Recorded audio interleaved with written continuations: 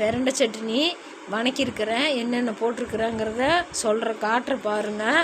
நான் இப்படி தான் பிரண்டை சட்னி அரைப்பேன். இங்கே பாருங்கள், தெரியுதுங்களா? கருப்பு புளி இதாக பாருங்கள், பூண்டு, இது இஞ்சி, ஜீரகம், மிளகு, கருவேப்பிலை, அவ்வளோதாங்க. வேறு உப்பு போட்டிருக்கிறேன். வேறு எதுவும் தேங்காய் பூவு, கடலைப்பருப்பு, உளுத்தம்பருப்பு இதெல்லாம் போடல. இதெல்லாம் போட்டால் சீக்கிரம் கெட்டு போயிடும். இந்த மாதிரி வணக்கி வச்சிட்டோம்னா ரொம்ப நாள் கெடாது, அப்படியே இருக்கும். அதனால் பிரண்டைக்கு பாருங்கள், இவ்வளோதான் வணக்கி வச்சிட்டோம்னா சூடாக சாப்பாடு போட்டு எண்ணெய் ஊற்றி சாப்பிட்டிங்கன்னா அவ்வளவு டேஸ்ட்டாக இருக்கும். பிரண்டை சட்னி ஜாடியில் வச்சுருந்த பிரண்டை அதை எடுத்து அரைச்சேன். அரசாணிக்காய் செடியில் இருந்தது, நல்லா பழுத்துருச்சு, மஞ்சள் கலராக ஆயிடுச்சு பழுத்து. அப்புறம் அரசாணிக்காய் அறுத்து அது இப்போ வணக்கியிருக்கிற வெந்துட்டுருக்குது. காலையில் பல கீரையெல்லாம் போட்டு பருப்பு சாம்பார் வச்சுட்டேன். மத்தியானம் இதை செஞ்சேன். எவ்வளோ செஞ்சுட்டு அவர் சாப்பிட வரலன்னு காண்டாயிருச்சு எனக்கு. சரி, காண்டாயிருச்சு எனக்கு. நான் தூங்குறத கூட கம்முன்னு இதெல்லாம் பறக்குன்னு செஞ்சிட்ருக்கிறேன்.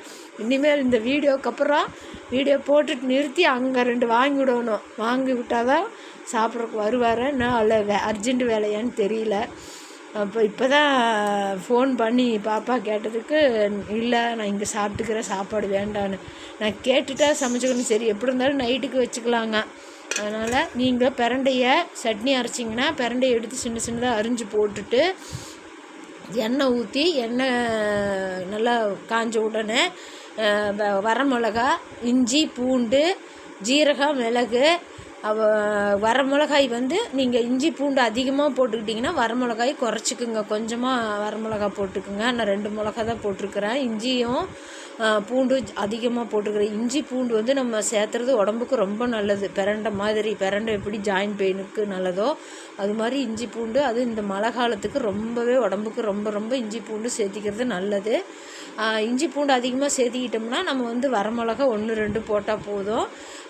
தேங்காய், கடலைப்பருப்பு, உளுத்தம்பருப்பு போட மாட்டோம். அதெல்லாம் போட்டோம்னா நம்ம சீக்கிரம் சட்னி கெட்டு போயிடும்.